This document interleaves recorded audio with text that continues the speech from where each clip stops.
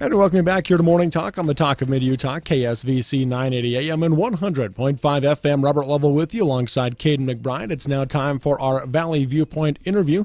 And for our Valley Viewpoint interview for today, we are joined by David Kim as he founded C2 Education, the nation's leading test prep, tutoring, and college counseling organization. And David, thank you for joining us this morning. Yeah, good morning, Robert. Glad to have you on, and it's perfect timing as, of course, the nomination of Betsy DeVos is upon us, and that's part of we have a text-in topic where our listeners can give us their opinions, and our topic today is regarding Betsy DeVos. And so let's start there this morning with the nomination of Betsy as the Education Secretary. Reaction, of course, has been mixed. You've got at least two Republican senators that said they will not to be voting for her to confirm her as the Education Secretary. What's your thoughts from your organization? Yeah, I mean, I think she's a wonderful lady who has great intentions in wanting to make an impact. With the Department of Education. I think in some of these confirmations, there's been some glaring holes that have caused some alarms. I think on both sides of the party. Even Senator Isaacson, who is supporting her, has said, hey, she's going to need some hand-holding from himself and his wife, who's obviously been a very long time special ed teacher. And so I think in terms of competency, there's definitely some concerns.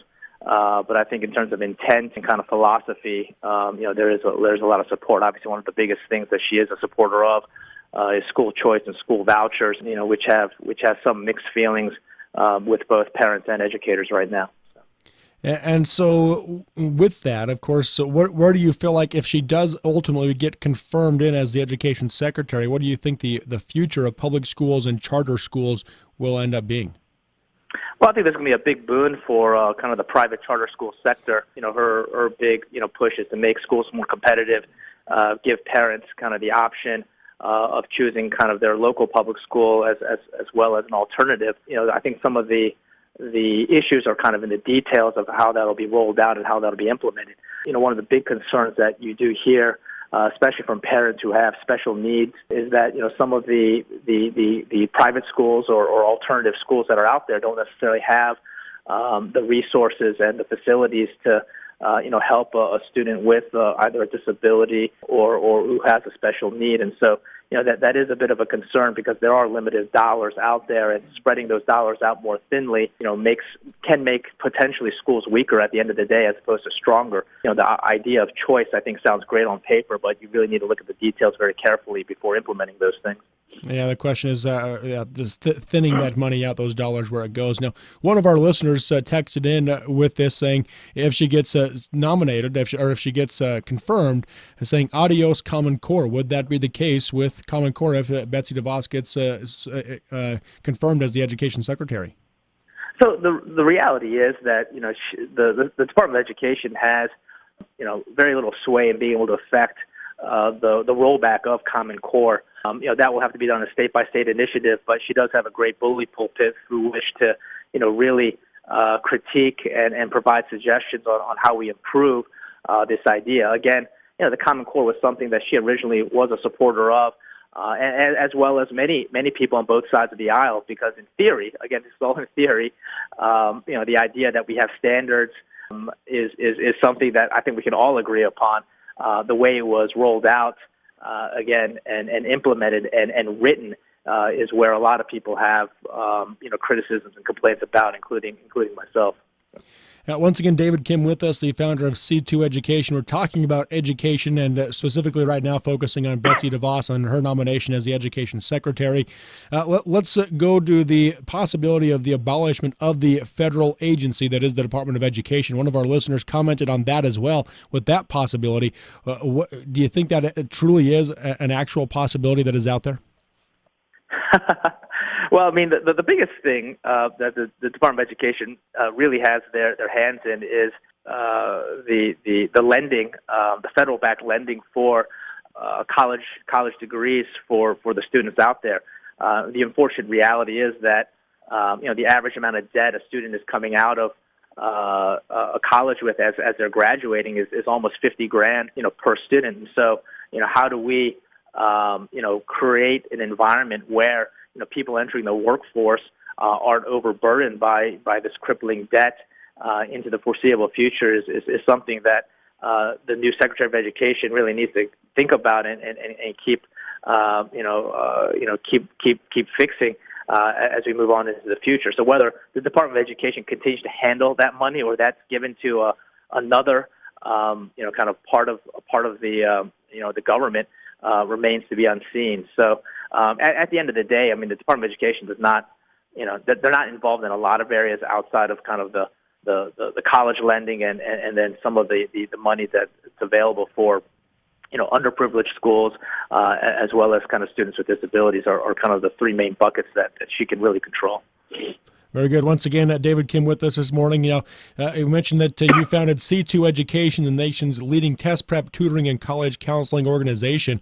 And right now, of course, I know that I heard the unemployment numbers this morning saying that I think the 4% is where we are nationally. But those that don't have high school diplomas or college degrees, that it goes exponentially higher. So right now, the importance of getting a college education, obviously very key for our youth. No, absolutely. Obviously, as more of the manual skill jobs are going away, and as we're moving into kind of more of the technology era, being able to compete in that work environment is obviously going to require not only a college degree, but even beyond that. And so, as we think about kind of the evolution of higher education and where it needs to be to really prepare our workforce, again, is a debate and a discussion that I hope Ms. DeVos or whoever the Secretary of Education becomes, really promulgates, because, that's the big issue at the end of the day is, how are we going to get more people working and more people ready for the workforce with the appropriate skills? And so, whether we're rethinking the way, vo-tech, schools are designed so that it's, more geared toward coding and service type jobs, remains to be seen, and it's something that really needs to be done, in my opinion, to really get more people working and more people successful at the end of the day. And then, of course, this was a big topic during President Obama's administration and somewhat during the campaign trail as well, which was free college. And, of course, free colleges, especially the community college level, is where they primarily focus that attention. So what's the future right now of for-profit colleges? Well, I think, the for-profit colleges are optimistic that there'll be a little bit of reprieve in terms of the attacks that they received with the previous administration. I think there's a lot of great things that some of the for-profit schools did do in terms of innovating, really thinking about, how do we provide programs that are really going to help students down the line. But like any kind of for-profit organization, they kind of looked at what the rules were, and they maximized their ability to make money within the rules that the government set forth. I think there was an overreaction saying, "Oh, these guys were bad." No, they weren't necessarily bad players. It's the framework with which the government designed, and they were going to maximize the amount of money they could make within that framework. I think there's a lot of good that for-profit colleges can do, and obviously with kind of the right oversight and the right kind of regulatory environment, they can definitely thrive hand in hand with the community colleges and even push the community colleges to do better at the end of the day. And so you kind of see some of the dangers of kind of over opening the markets to education on the higher education side, and hopefully we don't make the same mistakes as we're trying to increase the number of vouchers and charters with the K-12 side. So those are definitely good lessons to be learned. But, I'm actually a big fan of the for-profit industry as long as we have the right rules set up for them. Once again, David Kim with us this morning, the founder of C2 Education. David, anything else you think our listeners should be aware of, maybe regarding the future of education under President Trump and Betsy DeVos as likely the education secretary? Yeah, I think the big things are, we want to make sure that, schools in rural areas as well as kind of the urban cities are properly addressed. Public education is not a homogeneous product. It's not a one-size-fits-all, and we have to really think about kind of what, the specific needs of each community might be. And so, making sure that we have, that discourse and discussion around that fact, I think is pretty important.